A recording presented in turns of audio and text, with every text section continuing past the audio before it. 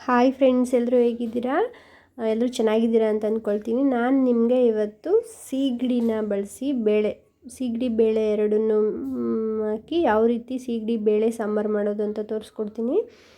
ಇದು ಇವಾಗ ಈ ಕೋಲ್ಡ್ ಆದರೆ ಮತ್ತು ಈ ಒಂದು ಶೀತ ವಾತಾವರಣಕ್ಕೆಲ್ಲ ಇದು ತುಂಬ ಒಳ್ಳೆಯದು. ಇಲ್ಲಿ ನಾನು ನೋಡಿ ತೋರಿಸ್ತಿದ್ದೀನಲ್ಲ, ವೈಟು ಮತ್ತು ರೆಡ್ ಕಲರ್ದು ಎರಡೂ ಇದೆ. ನೀವು ಸಪ್ರೇಟ್ ಈ ರೆಡ್ ಕಲರಲ್ಲೇ ಮಾಡ್ಕೊಬೋದು, ಇಲ್ಲ ವೈಟಲ್ಲಿ ಮಾಡ್ಕೊಬೋದು. ನಾನು ಎರಡೂ ಇತ್ತು ಅಂತ ಮಿಕ್ಸ್ ಮಾಡಿ ಮಾಡ್ತಾಯಿದ್ದೀನಿ. ಸೀಗಡಿನ ಚೆನ್ನಾಗಿ ಸೋಸಿ ಇಟ್ಕೊಳ್ಳಿ. ನೆಕ್ಸ್ಟು ಇದಕ್ಕೆ ಬೇಳೆ ಮತ್ತು ಒಂದು ಸ್ವಲ್ಪ ಎಣ್ಣೆ ಮತ್ತು ಈರುಳ್ಳಿ, ಟೊಮೊಟೊ, ಕಾಯಿ ರುಬ್ಕೊಳ್ಳೋಕ್ಕೆ.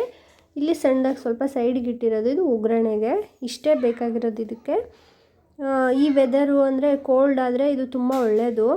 ಆವಾಗಿನ ಇದರಲ್ಲೆಲ್ಲ ವಾರಕ್ಕೊಂದು 2 ಸಲ ಆದರೂ ಮಾಡ್ತಿದ್ರು. ಇಲ್ಲಿ ನೋಡಿ, ಈರುಳ್ಳಿ, ಕಾಯಿ, ಟೊಮೊಟೊ, ಅಕ್ಕಿ ಮತ್ತು ಬೇಳೆ ಸಾಂಬಾರು ನಿಮ್ಮ ಮನೇಲಿ ಯಾವುದು ಯೂಸ್ ಮಾಡ್ತೀರೋ ಅದನ್ನೇ ಯೂಸ್ ಮಾಡಿ 2 ಸ್ಪೂನ್ ಹಾಕ್ಕೊಳ್ಳಿ. ನೀವು ಎಷ್ಟು ಚೆನ್ನಾಗಿ ಮಾಡ್ತೀರೋ ಅದ್ರ ಮೇಲೇ ಡಿಪೆಂಡು. 2 ಸ್ಪೂನ್ ಹಾಕ್ಕೊಂಡು ನೀಟಾಗಿ ಈ ಥರ ನುಣ್ಣಗೆ ರುಬ್ಕೊಳ್ಳಿ ಅದನ್ನು. ಮತ್ತು ಟೇಸ್ಟ್ ಅಂತೂ ಸಖತ್ತಾಗಿರುತ್ತೆ. ನೀವು ಒಂದು ಸಲ ಟ್ರೈ ಮಾಡಿ ಮತ್ತೆ ಮಾಡ್ಕೊತಿರ್ತೀರ.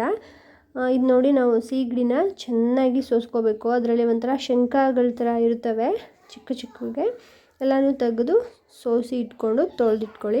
ನೆಕ್ಸ್ಟ್ ಇಲ್ಲಿ ಪಾತ್ರೆಗೆ ಎಣ್ಣೆ ಹಾಕ್ಕೊಂಡು ಈರುಳ್ಳಿ ಹಾಕ್ಕೊಂಡು ಸೀಗಡಿ ಹಾಕ್ಕೊಂಡು ಚೆನ್ನಾಗಿ ಫ್ರೈ ಮಾಡ್ಕೊಳ್ಳಿ. ಒಂದು 2 ನಿಮಿಷ ಸೀಗಡಿ ಫ್ರೈ ಆದಮೇಲೆ ಬೇಳೆ ಹಾಕ್ಕೊಂಡು ಫ್ರೈ ಮಾಡ್ಕೊಳ್ಳಿ.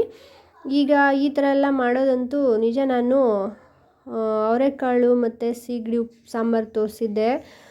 ಈ ಥರ ಎಲ್ಲ ಮಾಡೋದು ಸ್ವಲ್ಪ ಕಡಿಮೆ ಆಗ್ತಿದೆ, ಯಾಕಂದರೆ ಯಾರಿಗೂ ಮಾಡೋಕ್ಕೆ ಬರ್ತಿಲ್ಲ.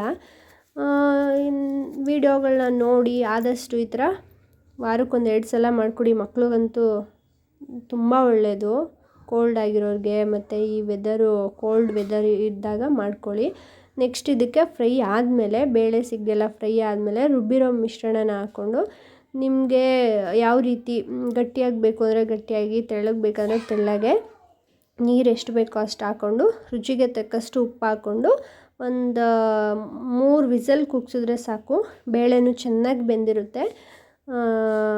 ನೋಡಿ, ಈ ಥರ ತೋರಿಸ್ತಿದ್ದೀನಲ್ಲ, ಆ ಥರ ಸೀಗಡಿ ಬೇಳೆ ಚೆನ್ನಾಗಿ ಬೆಂದಿರುತ್ತೆ. ಟೇಸ್ಟ್ ಅಂತೂ ಸಖತ್ತಾಗಿರುತ್ತೆ. ನೀವು ಆದಷ್ಟು ಟ್ರೈ ಮಾಡಿ. ಮತ್ತು ಯಾರು ನನ್ನ ಚಾನಲ್ನ ಇನ್ನೂ ಸಬ್ಸ್ಕ್ರೈಬ್ ಆಗಿಲ್ವೋ ದಯವಿಟ್ಟು ಸಬ್ಸ್ಕ್ರೈಬ್ ಆಗಿ. ತುಂಬ ಚೆನ್ನಾಗಿ ಸಪೋರ್ಟ್ ಮಾಡ್ತಿದ್ದೀರಾ. ಇದೇ ರೀತಿ ಸಪೋರ್ಟ್ ಮಾಡಿ. ಎಲ್ಲರಿಗೂ ಥ್ಯಾಂಕ್ ಯು.